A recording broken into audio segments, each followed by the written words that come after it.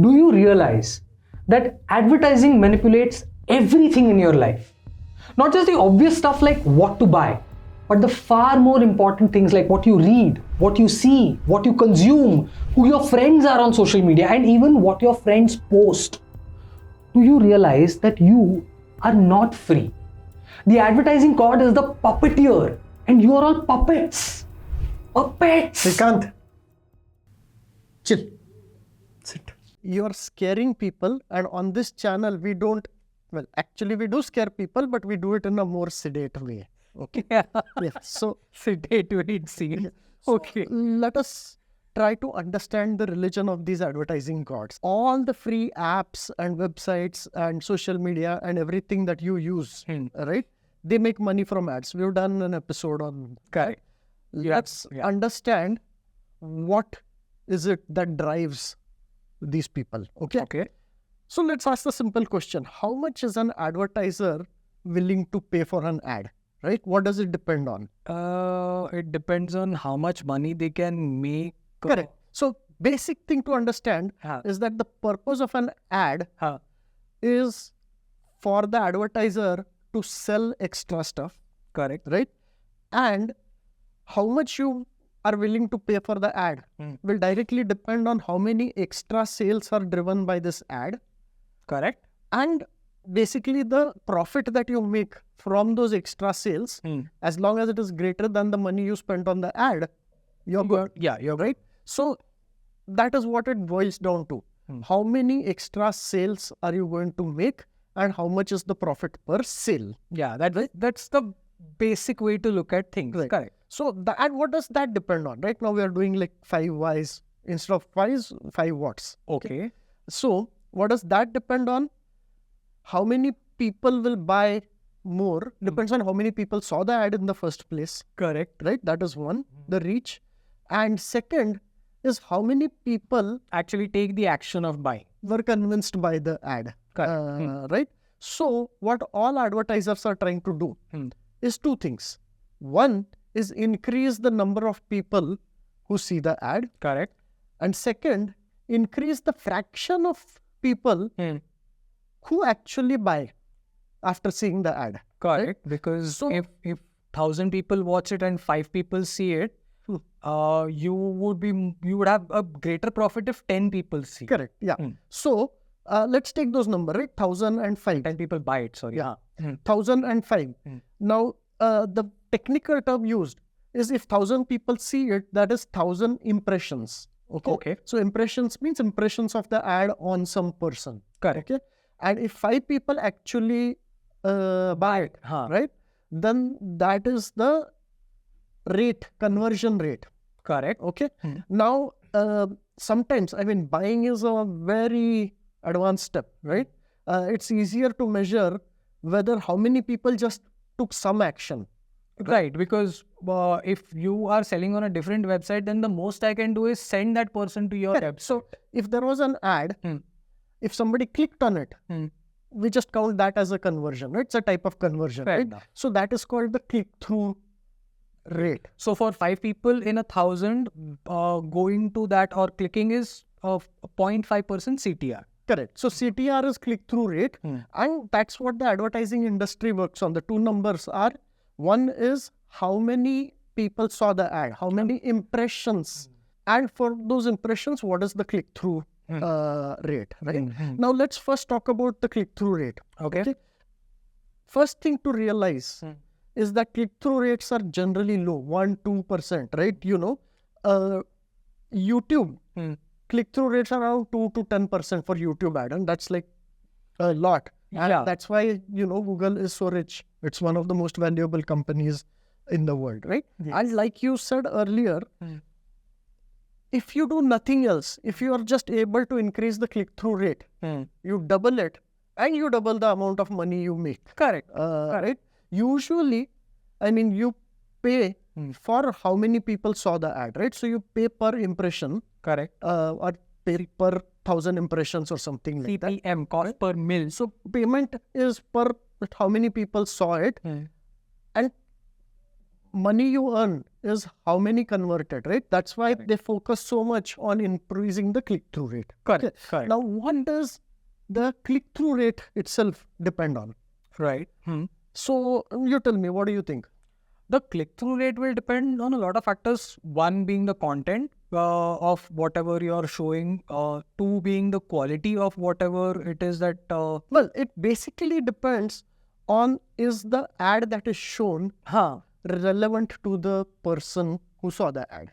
Fair. That relevance, how relevant is the ad? Correct. Now let's take an example. For this I think channel, if I'm not looking to buy a car, then there is no point showing me car advertising. right. So on this channel, if we show arthritis medication ads, they will probably do badly because most of you people are young, you don't have arthritis issues. That's what our channel demographics say. We are not pulling those out of our brains. Instead, if I show Bank of America mortgage ads, most people are not going to be interested again. Why? Again, our demographics are India centric. And this is like America. Yeah, right? Bank So of geography. America. Correct. If I show fantasy cricket ads, then there'll be some There is some of these people, but maybe not that many. If I show BMW ads, I mean YouTube, right? If they show BMW ads, again, not too many because most of you guys are not rich, right? I'm sorry. Not as light on you, it's well, kind of a slight. But sorry. If YouTube shows ads to buy the book Atomic Habits, that will have a very high click-through rate because we keep talking about that book and the people are interested in this kind of stuff, right? Correct. So I chose these examples carefully, right? Arthritis medication, the ad targeting can be based on age. Bank of America mortgage, ad targeting can be based on geography. Fantasy cricket, ad targeting can be based on area of interest. BMW car, ad targeting can be based on income, right? And atomic habits, right? Ad targeting can be based on the content of the show itself, right? Pretty much assuming that those guys will be interested in that. So these are the different buckets that you can use to decide how to target, right? And these are not the only categories and buckets, right? They'll have literally like hundreds of buckets. These are broadly the kinds of things that advertisers will look for, I'm guessing. Yes. While deciding where to, as in every customer can be fit into these buckets for sure. Correct. Otherwise, there are interest-based buckets galore. Which is the reason why all of these companies are trying to collect information about you, right? They want to know your age, they want to know your geography, they want to know your areas of interest, they want to know your income, and so on, right? To increase the click-through rate, they want to know which buckets you fall into. So the more data they collect about you, the better they can target the ads to you, the better the chances you will actually click on the ad.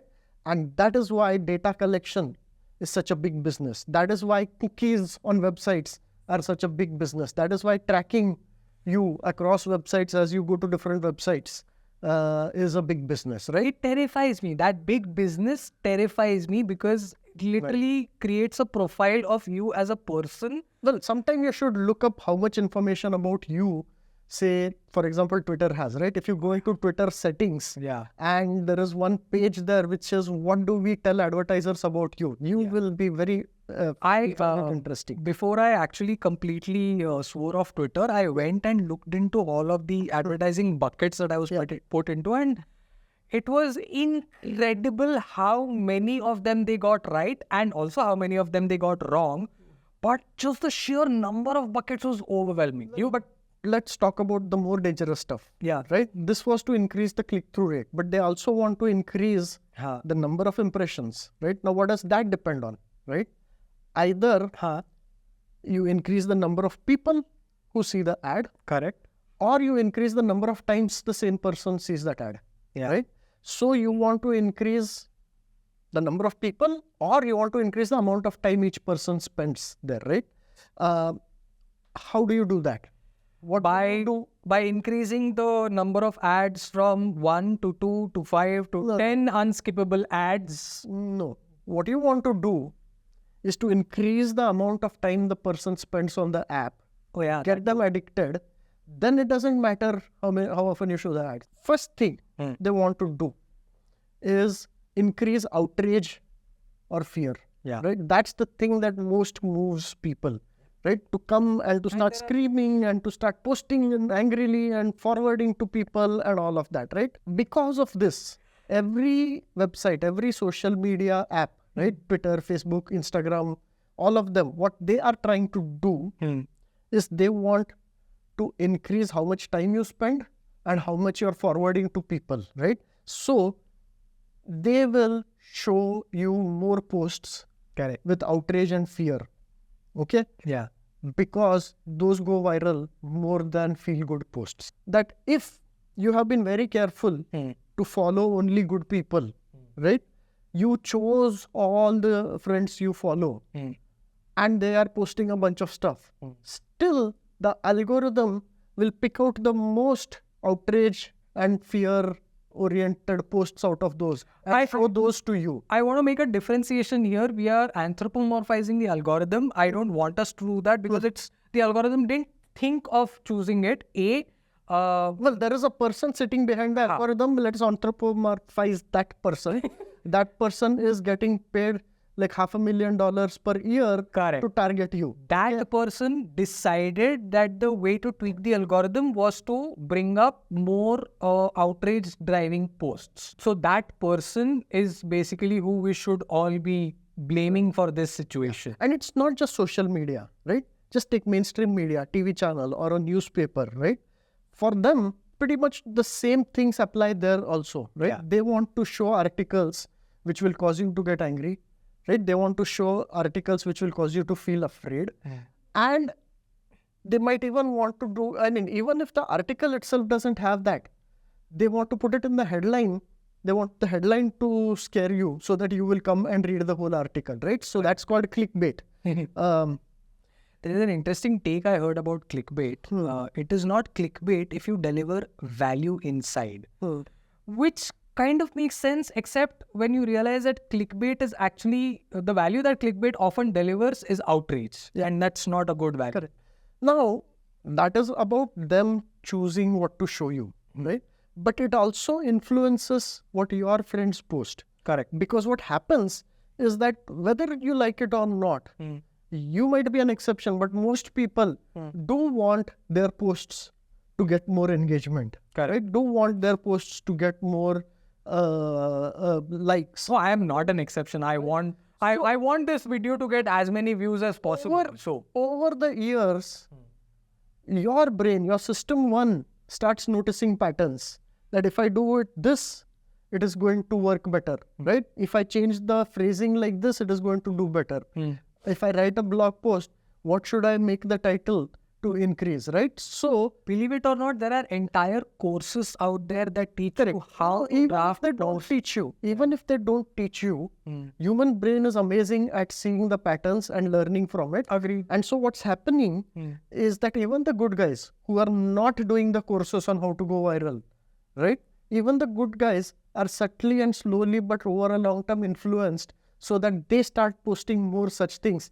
That's how the advertising gods are changing the behavior of your friends, and you are going to fall to it, right? You are. Yeah, we can Rome do as Romans do. If you want to get a message across, you eventually have to speak the language of the masses. Correct. Or a different way to put it is that you are the average of the 5 people you spend most time with. And if they are posting outrageous stuff, then you are also slowly going to go towards that. You are learning by osmosis. Maybe we'll do an episode on that, right? So that is one problem. Okay. Yeah, which is why I have essentially stopped using almost every social media out there unless...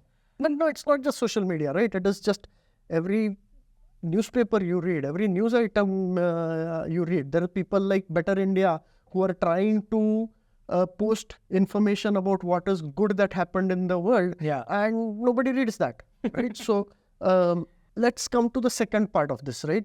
Which is the data collection, the thing you were so afraid of, right? Why is that really bad? I mean, I can imagine a lot of you saying, you know what, if you have nothing to hide, then what is the problem with data collection, right? And big deal, let them take my data as long as they're giving me free stuff. No. Why? No, absolutely no. there's a difference between privacy and secrecy. What I want to stay private is not necessarily. Okay, let us move from this theory I am fumbling. examples. Yes.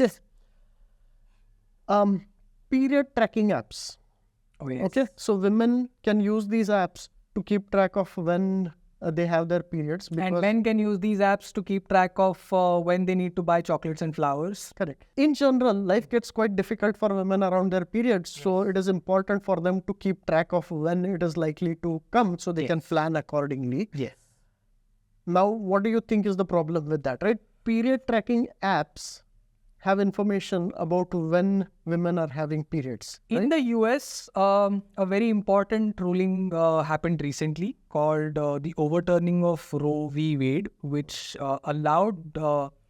which was basically a federal rule that stated you cannot make a law against abortion. Now states are allowed to make laws against abortion, and guess what they're doing? So, basically, there are states in the US which have made abortion illegal. And one of the worries is that period tracking apps will know when a woman misses her period, so that she is pregnant, and they will also know when the periods restart, so that they can kind of guess, they can target people who might be thinking of an abortion, or they can target people who have had an abortion Secretly. right? So suddenly you can see how this can get really dangerous. But Very. let's talk about It has actual dangerous. No, it has already gotten dangerous. Yeah. A mother and daughter were recently convicted because of this reason, and it was not a period tracking app, but it was guess who? Facebook, who released their chats to the law enforcement and authorities. Correct. Second, in China, there is a minority called the Uyghur Muslims, right? And what the Chinese government does is collects information about them and uses information collected by various apps and cameras, CCTV cameras and so on. And based on some of the information collected, these people actually get put in concentration camps. Okay. What is the kind of information? Regular calls from foreign numbers, andar, right? Going off the grid, right? Switching off the phone repeatedly, that's suspicious behavior, andar, right? Using VPN, peer-to-peer file sharing apps, peer-to-peer downloading torrent kind of apps, suspicious behavior, andar, right? Now you can see how if other countries start becoming a little more like China, how all this data collection can become seriously problematic, right? The great Chinese firewall, we essentially joke about it often, but it's definitely not a joke for these people living in China. And if there is a great Chinese firewall, there can also be a great American firewall, there can also be a great Indian firewall, there can be a great European firewall, British firewall, and all of those firewalls. And then you can imagine what that will mean for everybody in the world, not just you and me and him and Pratik and Shangar and Akash and all of us here. So, talking about pregnancy and data collection, there is one really creepy example that I love to talk about, right? Okay. So there is the store called Target, chain of stores called Target in the US. Yeah. And they once got a really angry dad come in the store and start blasting them because Target somehow, after whatever their data collection, they managed to send a discount coupon for pregnancy related items, essentially diapers and wet wipes and whatnot, to his 16-year-old unmarried daughter. 16-year-old unmarried. And he was so angry. How dare you? How can you do this? They obviously had to apologize, and they had to give him free stuff and send him away, and they had to change their systems and all of that. But what happened was that a little later, that guy came and apologized because it turns out that she was actually pregnant, and the apps had correctly figured out that she is pregnant. And this is not even period tracking apps we're talking about. This is browsing history. Target browsing history. This is just her browsing history. Target figured out that she was probably pregnant and got it right. Got it more right than her own parents. Yeah. Okay. As a result, what Target was forced to do, and I think many companies do this now, is that they make it a rule that any discount coupons or targeting of ads that you do, don't make it too specific, put in an extra fudge factor because you don't want to creep out your customers. Yeah. Okay, so it's, in fact, they're so accurate that they have to force themselves to be a little inaccurate. Forget Target. There are times when I have seen ads pop up on Instagram. I don't use it. I have seen it on other people's Instagram about topics that are completely random. Like, the only connection is that I have been randomly speaking about it with someone else at some point in time and an ad has popped up.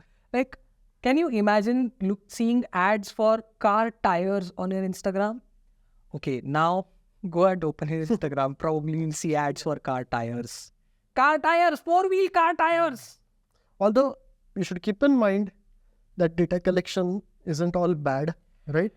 It's actually when it gives you relevant results, when you do searches on Amazon and doesn't show you crap, it shows you things that you're actually interested in. See, yeah, It's good. That I get that. I get that collecting data can be useful because ideally I would want an assistant, a butler who knows every single thing about me and anticipates my needs before In fact, there is a study done on Alibaba which saw that when you turned off use of tracking data like this, the number of sales fell drastically, like 42% or something like that, because people were no longer finding things that they wanted to buy. Completely agreed. I mean, I completely agree. My problem is not the data collection. My problem is the blatantness of it, the indiscriminate manner in which it is collected, and the indiscriminate manner in which it is shared with people who have no business having that data. But people who are okay with that, they should know that there are advantages to this also, right? And you are getting free stuff.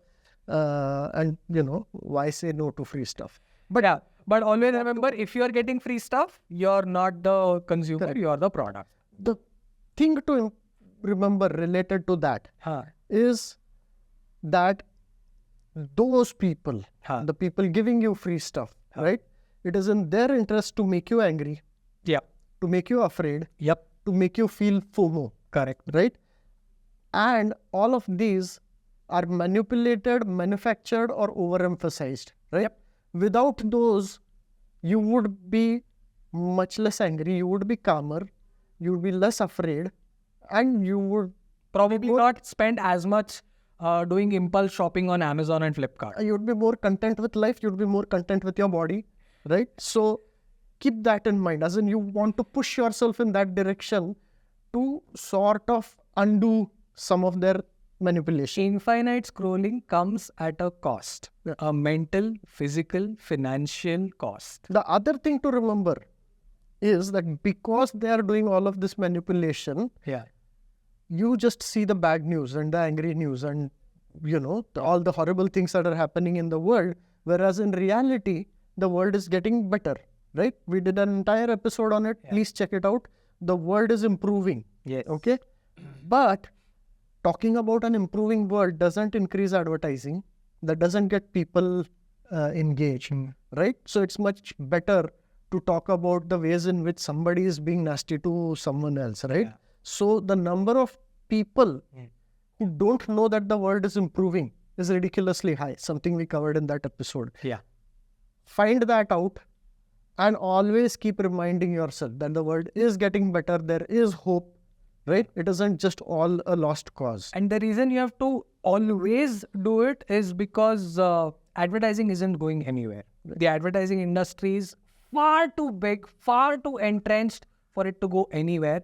In fact, if anybody ever sells you an ad-free subscription, know for a fact that eventually that ad-free subscription will also have ads, because ad-free basically means we can play ads for this group of people if you pay us more, if you give us a better cost, a better price than what we are getting from them in terms of subscription. So there is never ever going to be truly ad-free. That's something that's a hill I'm willing to die on, but ads are not going anywhere. So here you will have to take responsibility of keeping your sanity in check. Yes. Srikanth, Naveen ended with a rant again. FutureIQ.